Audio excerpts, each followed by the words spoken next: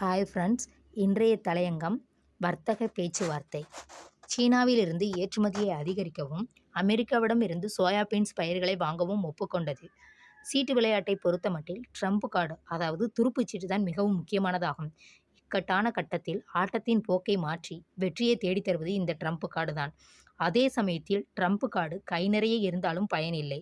அப்படி ஒரு ட்ரம்ப் கார்டைத்தான் இப்போது அமெரிக்க ஜனாதிபதி ட்ரம்ப் சீனாவுடனும் இந்தியாவுடனும் பயன்படுத்தி வருகிறார். இந்தியா, சீனா உள்பட பல நாடுகளுக்கு விதித்த வரியைத்தான் அவர் ட்ரம்ப் கார்டாக கையாண்டு வருகிறார்.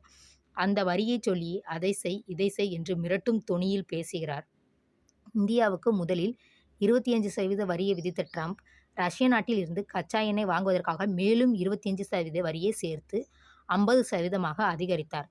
இதே விளையாட்டை சீனாவுடனும் விளையாடி பார்த்தார். ஆனால் சீனா சற்றும் அசரவில்லை. எனவே அமெரிக்கா சீன பொருட்களுக்கு 57% வரியை விதித்து அதிர்ச்சி வைத்தியம் கொடுத்தது. பலம் வாய்ந்த நாடுகள் பட்டியலில் முதல் இடத்தில் இருக்கும் அமெரிக்காவுக்கு அடுத்தபடியாக சீனா இருக்கிறது.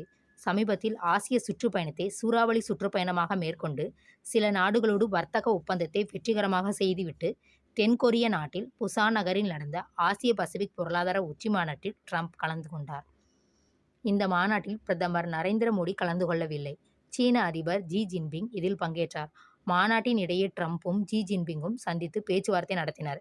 இது 1 மணி நேரம் 40 நிமிடங்கள் வரையிலும் நீடித்தது.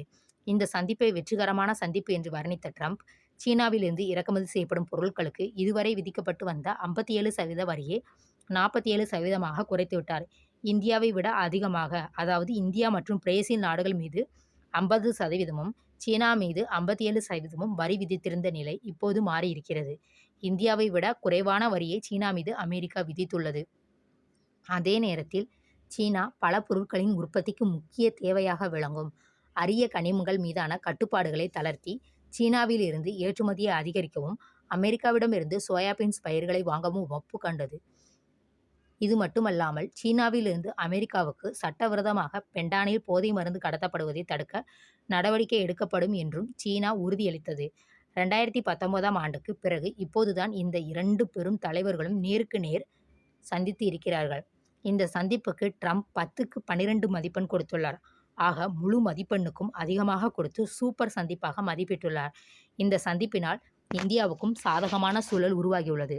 அரிய வகை கனிம ஏற்றுமதிக்கான தடையை சீனா தளர்த்தியதால் இந்தியாவுக்கும் பலன் கிடைக்கும். சீனாவுடன் வர்த்தக நேசகரம் நீட்டியுள்ள ட்ரம்ப், இந்தியாவுடனும் தன் ட்ரம்ப் கார்டை பயன்படுத்தி நேசகரம் நீட்டுவார் என்ற எதிர்பார்ப்பு இருக்கிறது. தேங்க்யூ.